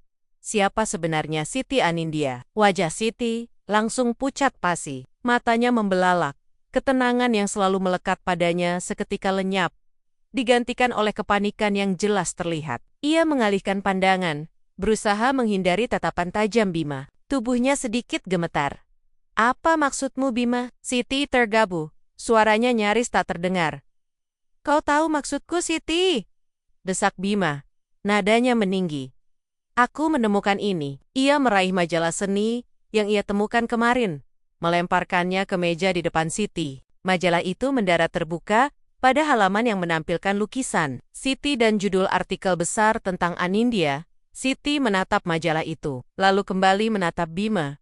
Ada ketakutan rasa bersalah dan kesedihan yang memenuhi matanya. Ia tidak bisa lagi menyembunyikannya. Jadi, benar. Suara Bima bergetar karena menahan amarah. Kau adalah Anindya, seniman terkenal yang selama ini karya-karyanya dihargai miliaran? Kau wanita kaya raya yang sudah menipu kami? Menipu? Siti menundukkan kepala, air mata mulai menggenang di pelupuk matanya. Bima, aku bisa jelaskan. Jelaskan apa, Siti? Bima berdiri. Langkahnya mendekat. Jelaskan kenapa kau berpura-pura menjadi wanita sederhana yang terpaksa menikahiku? Jelaskan kenapa kau membiarkanku jatuh cinta pada seseorang yang ternyata penuh kebohongan? Katakan padaku, Siti, apakah semua ini hanya bagian dari permainanmu? Bagian dari ujian ketulusan yang kau rancang? Siti mengangkat kepalanya. Air mata mulai menetes membasahi pipinya. Tidak, Bima, sama sekali bukan. Aku tidak bermaksud menipumu. Aku hanya ingin memastikan kau mencintaiku apa adanya. Mencintaimu apa adanya. Bima tertawa hampa, tawa yang penuh kepedihan. Kau pikir ini apa? Adanya. Kau membangun hubungan ini di atas kebohongan. Kau membiarkanku merasa kasihan padamu, merasa bersalah. Padahal kau adalah wanita paling kaya dan sukses yang pernah kukenal. Bukan itu tujuanku, Bima. Siti berseru, suaranya. Pika, aku tahu aku berbeda. Aku tahu kondisiku. Sejak kecil, banyak orang mendekatiku karena Tuan Wijoyo mengadopsiku, atau karena kasihan padaku. Ketika lukisan-lukisanku mulai dikenal, banyak yang mendekat karena uang dan ketenaranku. Aku hanya ingin menemukan seseorang yang tulus, yang melihatku sebagai Siti. Bukan karena apa yang aku miliki, atau apa yang tidak aku miliki. Bima terdiam sejenak. Kata-kata Siti memang menyentuh. Namun rasa sakit hatinya terlalu dalam. Jadi, kau sengaja merancang pernikahan ini? Tanyanya. Suaranya kembali datar, penuh kekecewaan. Tuan Wijoyo juga terlibat dalam sandiwara ini? Siti mengangguk perlahan. Tuan Wijoyo? Ia sangat menyayangiku. Ia tahu aku selalu ingin menemukan cinta sejati. Ketika masalah utang keluargamu muncul, ia melihat ini sebagai kesempatan. Ia ingin memberiku kesempatan untuk melihat apakah ada pria yang mau menerima aku yang tanpa apa-apa, tanpa harta dan ketenaran. Dan aku dijadikan kelinci percobaanmu? Bima tidak bisa menahan amarahnya. Kau pikir itu adil, Siti? Kau tahu betapa hancurnya aku saat itu? Betapa aku membenci diriku sendiri karena harus menikahi wanita yang tidak kukenal demi keluargaku? Dan kau membiarkan itu semua terjadi? Kau menikmati sandiwara ini? Tidak, Bima. Aku tidak pernah menikmati ini. Siti menggelengkan kepala. Air matanya deras mengalir. Aku juga takut. Takut kau akan membenciku. Takut kau tidak akan pernah menerimaku. Tapi aku harus melakukannya. Aku harus tahu. Aku harus yakin bahwa kau benar-benar melihatku, Bima. Bukan hanya kekayaanku atau kekuranganku. Dan sekarang kau sudah tahu kan? Bima menatapnya dingin. Aku mencintaimu. Aku jatuh cinta padamu, Siti. Pada wanita yang kau tunjukkan padaku. Pada Siti yang sederhana, mandiri, dan tangguh. Tapi sekarang, siapa dirimu sebenarnya? Aku tidak tahu lagi. Siti merosot di kursi, terisak-isak. Aku tetap Siti yang sama, Bima. Aku tidak berubah. Perasaanku padamu tulus. Setiap momen yang kita lalui, setiap kata yang kuucapkan padamu, itu semua jujur. Aku mencintaimu, Bima. Cinta yang dibangun di atas kebohongan, Siti. Bima berbalik, memunggungi Siti. Punggungnya terasa kaku, tegang. Bagaimana aku bisa percaya padamu lagi? Bagaimana aku bisa tahu bahwa ini bukan bagian dari kebohongan lain? Setiap senyummu, setiap sentuhanmu, sekarang terasa seperti manipulasi. Tidak, Bima. Jangan berkata begitu. Siti merangkak mendekat, berusaha meraih kaki Bima dengan jari-jari kakinya. Aku sungguh-sungguh, aku menyesal telah menyembunyikannya darimu. Aku sangat takut kehilanganmu setelah semua ini. Kumohon, berikan aku kesempatan untuk menjelaskan, untuk membuktikan perasaanku. Bima menarik kakinya, menghindar dari sentuhan Siti. Aku butuh waktu, Siti. Aku tidak tahu lagi siapa kau. Aku tidak tahu lagi siapa diriku di sini. Ia berjalan menuju pintu, kepalanya terasa pusing. Semua yang ia yakini, semua kebahagiaan yang baru ia temukan, kini hancur berkeping-keping. Kau mau kemana, Bima? Siti berseru panik. Bima tidak menjawab. Ia hanya terus melangkah. Ia meraih kunci mobilnya, yang sudah lama tidak ia gunakan sejak tinggal di rumah ini. Ia harus pergi, harus menjauh dari Siti, dari rumah ini, dari semua kebohongan yang baru saja ia ketahui. Ia harus mencari udara, mencari kejernihan, mencari jawaban atas kekacauan di hatinya. Siti terus memanggil namanya. Suara isakannya semakin keras. Namun Bima tidak menoleh. Ia membuka pintu depan, merasakan embusan angin dingin menerpa wajahnya. Ia melangkah keluar, meninggalkan Siti yang menangis di dalam rumah. Pintu tertutup di belakangnya, memisahkan mereka. Di dalam mobil, Bima menyalakan mesin, menginjak gas, melaju tanpa tujuan. Air mata yang selama ini ia tahan, akhirnya pecah. Ia menangis pilu, menangisi cinta yang baru bersemi, namun terenggut paksa oleh rahasia. Menangisi kepercayaan yang hancur, dan menangisi dirinya sendiri yang merasa begitu bodoh. Badai yang selama ini hanya mengancam, kini benar-benar menerjang, menghancurkan fondasi kebahagiaan yang rapuh. Ia tidak tahu kapan atau bagaimana badai ini akan reda. Atau apakah ia dan Siti akan bisa selamat dari kehancuran ini. Bima berkendara tanpa arah. Kecepatan mobilnya seolah mencerminkan kecepatan badai di dalam hatinya. Jalanan kota yang ramai terasa buram di matanya yang berkaca-kaca. Ia tidak tahu harus kemana. Hanya ingin menjauh, sangat jauh, dari rumah itu dan dari kebenaran yang baru saja menghantamnya. Rasa sakit hati bercampur amarah. Bagaimana bisa ia begitu buta? Bagaimana bisa ia jatuh cinta pada wanita yang ternyata menyimpan rahasia sebesar itu? Pikirannya terus-menerus kembali pada ucapan Siti. Aku hanya ingin menemukan seseorang yang tulus, yang melihatku sebagai Siti, bukan karena apa yang aku miliki, atau apa yang tidak aku miliki. Kata-kata itu terdengar logis, bahkan menyentuh. Namun, cara yang ia pilih, adalah kebohongan. Kebohongan yang kini terasa mengkhianati setiap sentuhan, setiap senyuman, setiap kata cinta yang telah mereka tukar. Ia menghentikan mobilnya di pinggir jalan, di sebuah area sepi yang menghadap ke laut. Langit senja mulai mewarnai cakrawala dengan gradasi jingga dan ungu. Namun, Bima tidak bisa merasakan keindahannya. Yang ia rasakan hanyalah kehampaan yang menusuk. Ia membenamkan wajah di setir kemudi, membiarkan air mata yang tadinya tertahan kembali tumpah. Ini adalah kepedihan yang berbeda dari kepedihan saat keluarganya terlilit utang. Ini adalah kepedihan cinta yang dikhianati selama berjam-jam. Bima duduk di sana, membiarkan pikirannya berputar-putar dalam lingkaran setan. Ia mengingat kembali semua momen bersama Siti. Kemandiriannya di dapur, senyum tenangnya saat melukis, kebijaksanaannya saat berbicara, bahkan sentuhan lembut kakinya di pipinya. Semua itu terasa nyata, tulus. Lalu, apakah itu semua hanya bagian dari skenario Siti? Atau, apakah perasaan tulus itu memang ada, namun terbungkus dalam sebuah kebohongan yang rumit? Siti telah memberinya semangat untuk kembali mengejar mimpinya sebagai arsitek. Siti telah membuka matanya untuk melihat nilai sejati sebuah jiwa, bukan fisik. Siti telah memberinya kebahagiaan yang ia kira tak akan pernah ia temukan lagi. Lalu, apakah semua itu harus ia buang hanya karena kebenaran tentang identitas Siti yang sebenarnya? Pertanyaan itu menghantuinya. Di satu sisi, ia merasa marah dan dikhianati. Di sisi lain, hatinya terasa kosong tanpa kehadiran Siti.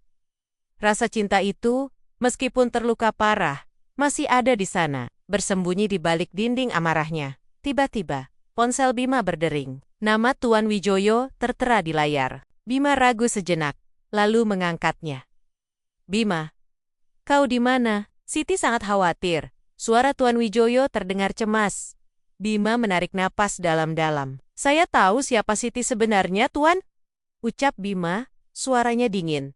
Terdengar helaan napas berat dari seberang telepon. Pigetsu ya, saya turut menyesal jika ini membuatmu terluka, Nak Bima. Bisakah kita bertemu? Ada banyak hal yang perlu saya jelaskan. Bima terdiam. Ia ingin menolak, ia ingin menghindar. Tetapi, ia juga tahu, ia membutuhkan jawaban. Bukan hanya dari Siti, tapi juga dari Tuan Wijoyo. Baik Tuan, di mana? Datanglah ke kantor saya akan menunggumu. Bima mengakhiri panggilan. Ia menyalakan mobil lagi, melaju menuju kantor Tuan Wijoyo. Sepanjang perjalanan, ia mencoba menenangkan diri, menyiapkan mental untuk menghadapi kebenaran yang lebih lengkap. Ketika tiba di kantor Tuan Wijoyo, Bima disambut oleh Pak Danu, manajer keuangan yang ia temui sebelumnya. Pak Danu mengantarnya ke sebuah ruangan kerja mewah yang jarang sekali ia masuki. Tuan Wijoyo sudah menunggu, duduk di kursi besar di balik meja kerjanya. Wajahnya terlihat serius, namun tidak ada kesan marah atau menyesal. Duduklah, Nak Bima, kata Tuan Wijoyo, menunjuk kursi di depannya. Bima duduk kaku. Saya tahu kau pasti marah dan bingung. Tuan Wijoyo memulai. Suaranya tenang dan berwibawa. Dan saya tidak akan membela diri. Apa yang kami lakukan memang kebohongan. Tapi saya ingin kau tahu, niat kami tulus. Tuan Wijoyo kemudian menceritakan semua dari sudut pandangnya. Ia menjelaskan bagaimana ia menemukan Siti di panti asuhan. Gadis kecil tanpa tangan yang begitu pendiam, namun memiliki mata yang luar biasa dalam. Ia melihat potensi besar pada Siti. Bukan hanya karena bakat seninya, tetapi juga karena kekuatan jiwanya. Ia kemudian mengadopsi Siti, memberikan pendidikan terbaik, dan mendukung penuh bakat melukisnya. Siti adalah anugerah bagi saya, Nak Bima. Dia bukan hanya anak angkat. Dia adalah cahaya hidup saya. Dan ketika ia mulai dikenal sebagai Anindya, dengan karya-karyanya yang terjual mahal, ia mulai diincar banyak orang. Jelas Tuan Wijoyo. Banyak yang mendekatinya, bukan karena cinta, melainkan karena uang dan ketenarannya. Banyak pria yang datang pura-pura mencintai, padahal hanya ingin memanfaatkan. Itu sangat melukai hati Siti. Bima mendengarkan, hatinya sedikit melunak. Ia bisa membayangkan betapa sulitnya posisi Siti. Siti kemudian menjadi sangat tertutup. Ia tidak percaya lagi pada siapapun. Ia berkata, ia ingin menemukan cinta yang benar-benar tulus, yang melihatnya apa adanya, tanpa embel-embel kekayaan, atau bahkan keterbatasannya. Lanjut Tuan Wijoyo, ketika masalah utang keluargamu muncul. Dan saya melihat kau adalah seorang pemuda yang bertanggung jawab, yang rela berkorban demi keluargamu. Saya melihat sebuah kesempatan. Tuan Wijoyo berhenti sejenak, menatap Bima lekat-lekat. Saya mengusulkan rencana ini pada Siti. Awalnya ia ragu, ia takut, tapi ia juga sangat ingin menemukan cinta sejati. Maka, kami sepakat untuk melakukan ini, untuk melihat apakah kau akan mencintai Siti apa adanya, tanpa tahu ia adalah seniman terkenal, tanpa tahu ia kaya raya. Hanya Siti, wanita yang terlahir tanpa tangan. Saya tahu ini tidak adil bagimu, Tuan Wijoyo melanjutkan. Nadanya penuh penyesalan. Dan saya minta maaf atas nama saya dan Siti. Tapi kami harus memastikan, Siti sudah terlalu banyak terluka. Ia hanya ingin seseorang yang mencintai dirinya yang sebenarnya. Bima terdiam. Penjelasan Tuan Wijoyo masuk akal, bahkan terlalu masuk akal. Ia bisa merasakan kebenaran di balik setiap kata itu. Rasa marahnya perlahan mereda, digantikan oleh pemahaman yang mendalam. Ia ingat bagaimana Siti selalu takut orang melihatnya dengan kasihan. Bagaimana ia selalu ingin diakui sebagai seorang seniman, bukan seniman cacat. Namun, ada satu hal yang masih mengganjal. Mengapa kalian tidak mengatakan yang sebenarnya? Setelah saya mengakui perasaan saya pada Siti, tanya Bima. Suaranya masih menyimpan sedikit kepedihan. Tuan Wijoyo menghela napas. Itu adalah penyesalan terbesar Siti. Ia ingin memberitahumu Bima, beberapa kali ia sudah mencoba. Tapi, ia terlalu takut. Takut kau akan marah. Takut kau akan meninggalkannya. Ia baru saja menemukan kebahagiaan bersamamu. Ia tidak ingin menghancurkannya. Kata-kata itu menyentuh hati Bima. Ia ingat bagaimana Siti terlihat tegang saat membahas pameran. Bagaimana ia terlihat gelisah saat Bima bertanya tentang masa lalunya. Siti memang ingin jujur, tetapi ketakutan telah mengalahkannya. Bima bangkit dari kursinya. Ia tidak tahu harus berkata apa lagi. Ia telah mendapatkan semua jawaban yang ia butuhkan. Siti tidak berniat menipu atau mempermainkannya. Siti hanya ingin menemukan cinta yang tulus. Saya mengerti, Tuan, kata Bima pelan. Terima kasih sudah menjelaskan semuanya. Ia berpamitan, melangkah keluar dari ruangan itu. Di luar, Pak Danu menatapnya dengan tatapan penuh simpati. Bima hanya mengangguk kecil. Di dalam mobil, Bima tidak lagi menangis. Hatinya masih sakit. Tetapi amarahnya telah mereda. Kembali keindahan langit senja, kini dengan pandangan yang lebih jernih. Siti tidak berbohong tentang perasaannya. Ia mencintai Bima. Dan Bima tahu, ia juga mencintai Siti. Cinta itu telah tumbuh di tengah kebohongan. Memang, tapi bukankah itu justru membuktikan bahwa cinta Bima tulus? Ia mencintai Siti, wanita yang ia kenal tanpa tangan. Wanita yang ia kira sederhana. Wanita yang ia nikahi karena paksaan. Identitas aslinya sebagai seniman terkenal dan kaya raya tidak mengubah perasaannya. Justru hal itu menambah kekagumannya pada Siti. Pada kekuatan wanita itu untuk menjalani hidup yang luar biasa dengan segala beban dan rahasianya.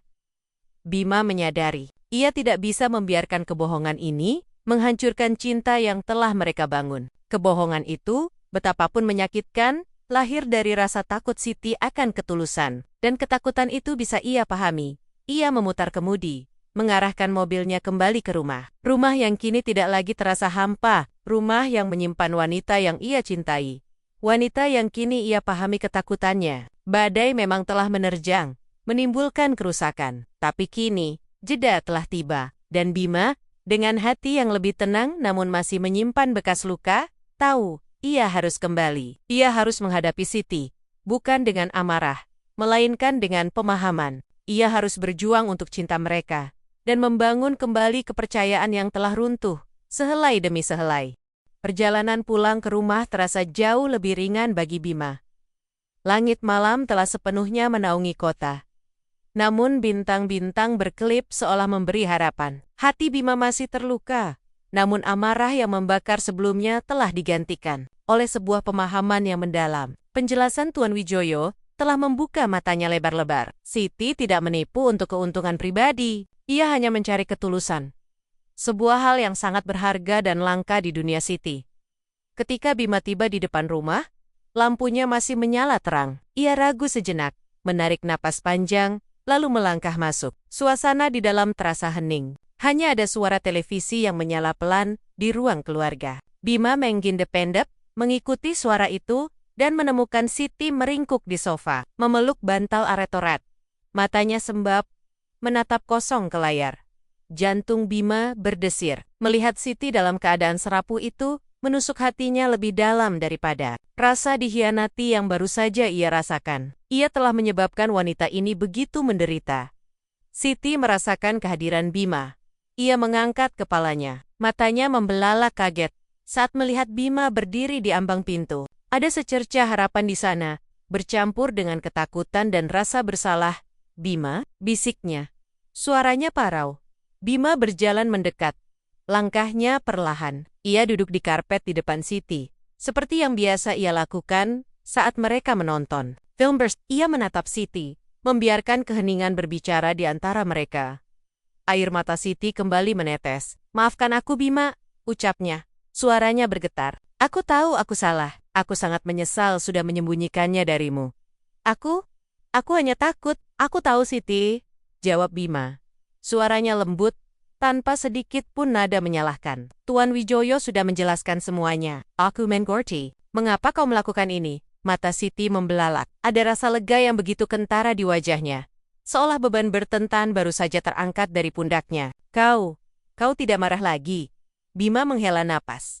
"Marah? Tentu saja aku marah, Siti. Aku merasa sangat sakit hati. Tapi, aku juga memahami ketakutanmu. Aku tahu itu bukan niatmu untuk menyakitiku." Siti merosot, membenamkan. Wajahnya dibantal, terisak pelan. "Aku pikir kau akan pergi. Aku pikir aku sudah menghancurkan segalanya." Bima meraih tangan Siti yang terbebas dari bantal, menggenggamnya perlahan. Kali ini, sentuhannya tidak lagi canggung atau ragu. Itu adalah sentuhan penuh kasih sayang, sebuah janji untuk tidak pergi. "Aku tidak akan pergi, Siti. Aku mencintaimu." Siti mengangkat kepalanya, menatap Bima dengan mata berbinar, dipenuhi air mata dan kelegaan. "Aku juga mencintaimu, Bima. Sangat mencintaimu. Setiap perasaan yang kuungkapkan padamu, setiap momen yang kita bagi, itu semua tulus. Aku bersumpah." "Aku tahu," kata Bima, mengangguk. "Aku bisa merasakannya, dan itulah yang membuatku kembali." Air mata di pipi Siti dengan jempolnya. "Kita akan melewati ini bersama ya." Siti mengangguk. Isakannya perlahan mereda. "Bagaimana kita bisa membangun kembali kepercayaan ini, Bima?" "Aku tidak tahu harus mulai dari mana." Bima tersenyum tipis. "Perlahan saja, Siti, kita akan belajar lagi, jujur satu sama lain. Mulai sekarang, tidak ada lagi rahasia. Aku akan berusaha memahami ketakutanmu. Dan kau harus percaya bahwa aku ada untukmu, apapun keadaannya." Mereka duduk berdua di keheningan malam, berbagi kehangatan. Pelukan. Bima merasakan tubuh Siti yang gemetar perlahan menjadi tenang dalam pelukannya. Rasa sakit hati memang masih ada, menggoreskan luka kecil di dasar hatinya, namun kini rasa itu bercampur dengan kekuatan baru. Kekuatan untuk memaafkan dan membangun kembali. Aku akan jujur padamu tentang semuanya mulai sekarang, Bima." Siti berbisik. "Tentang pekerjaanku, tentang masa laluku yang belum sempat kuceritakan semua." "Tidak apa-apa, Siti. Kita punya banyak waktu," jawab Bima lembut. Ia tahu ini akan menjadi proses yang panjang, merajut kembali kepingan hati yang terluka. Namun, ia bersedia. Keesokan harinya, suasana di rumah terasa berbeda. Masih ada jejak kelelahan di mata Siti. Namun senyumnya kembali terlihat tulus. Tanpa beban, Bima juga merasakan hatinya lebih lapang. Mereka duduk di meja makan. Sarapan buatan Siti, dan untuk pertama kalinya, Bima melihat Siti dengan pandangan yang utuh. Seorang wanita yang ia cintai, yang memiliki masa lalu rumit, bakat luar biasa, dan sebuah rahasia yang kini telah terungkap. Siti mulai bercerita lebih banyak tentang kehidupannya sebagai Anindya, tentang bagaimana ia menjaga identitasnya tetap rahasia, bagaimana ia hanya berkomunikasi dengan manajernya melalui Tuan Wijoyo, dan bagaimana ia memilih untuk tetap hidup sederhana meski bergelimang harta. "Aku tidak pernah nyaman dengan kemewahan," jelas Siti.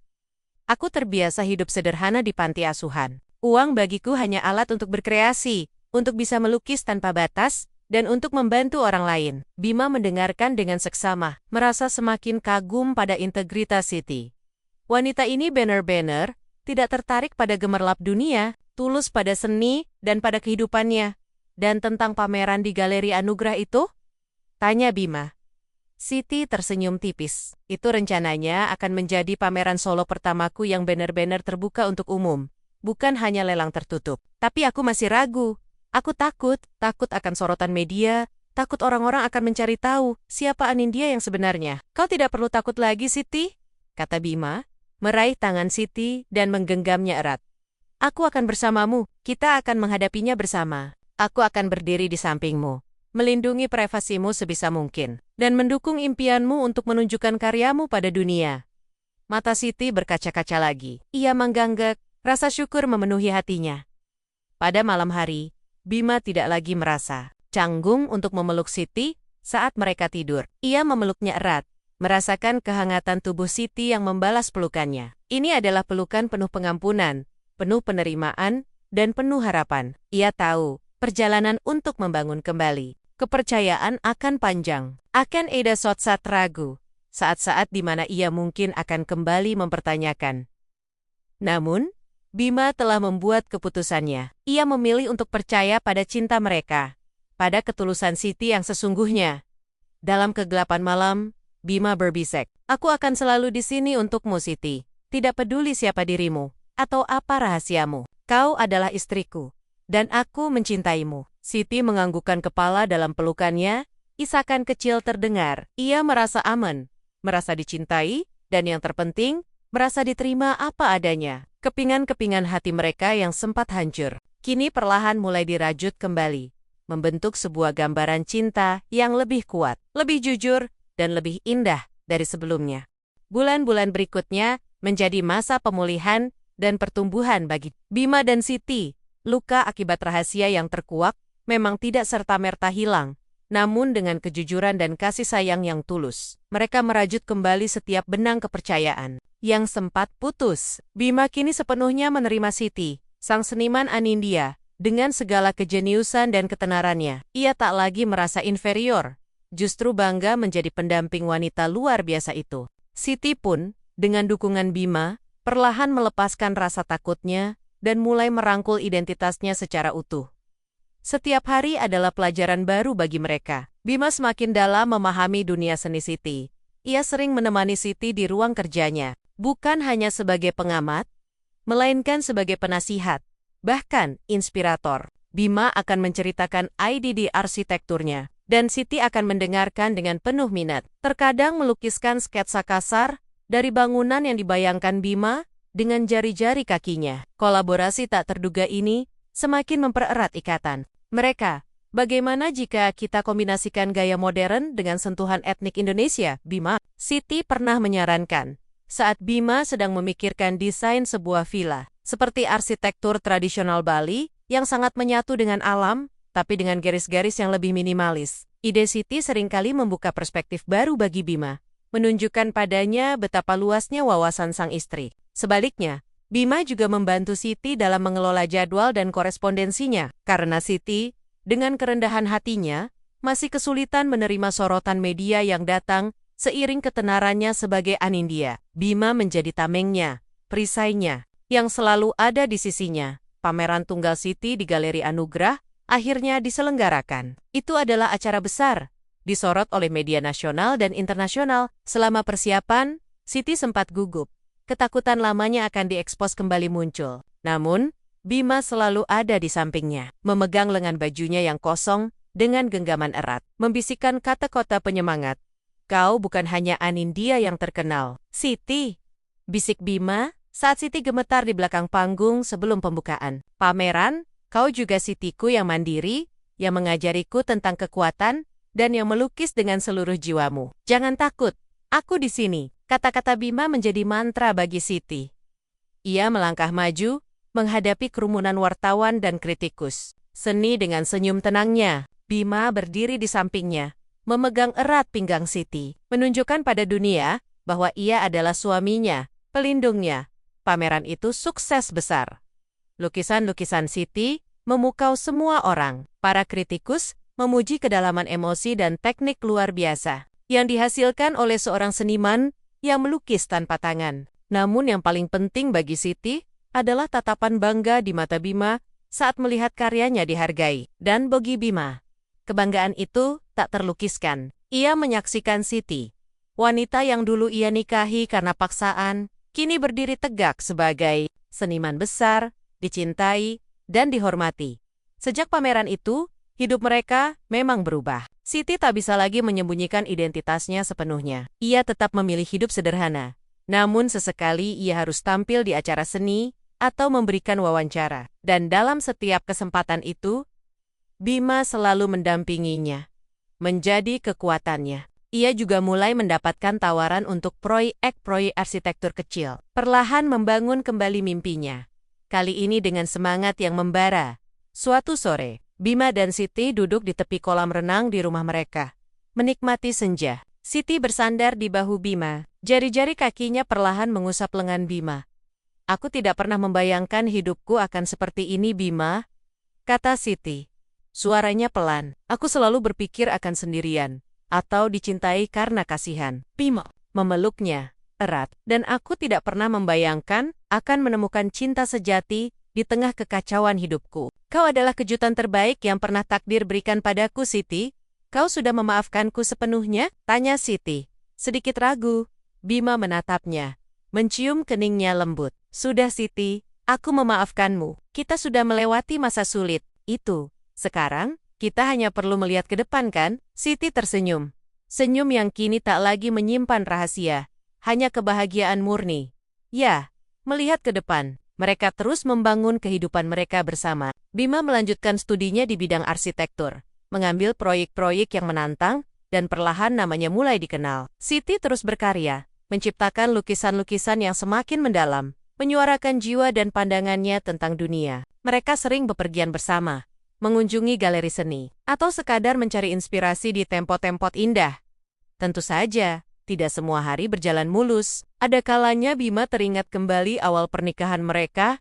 Rasa sakit hati itu kadang muncul lagi, samar-samar. Namun, ia selalu mengingat penjelasan Siti, melihat ketulusan dalam mata Siti, dan cinta yang telah mereka bangun. Dan setiap kali keraguan muncul, Bima akan memeluk Siti lebih erat, meyakinkan dirinya bahwa cinta mereka jauh lebih besar daripada kebohongan di awal pada akhirnya. Kisah Bima dan Siti adalah sebuah simfoni kehidupan yang dimulai dari nada-nada, sumbang keterpaksaan dan kebohongan, namun kemudian berkembang menjadi melodi indah, penuh harmoni, cinta, dan penerimaan. Sebuah bukti bahwa cinta sejati tidak mengenal batas fisik, tidak terhalang oleh materi, dan mampu tumbuh bahkan dari benih kebohongan sekalipun, asalkan dilandasi niat yang tulus. Bima dan Siti membuktikan bahwa yang terpenting adalah siapa dirimu sebenarnya di hadapan orang yang mencintaimu, bukan apa yang kau miliki, atau apa yang tidak kau miliki. Mereka menemukan kebahagiaan abadi dalam penerimaan tanpa syarat, melukis masa depan mereka dengan warna-warna cinta yang paling tulus.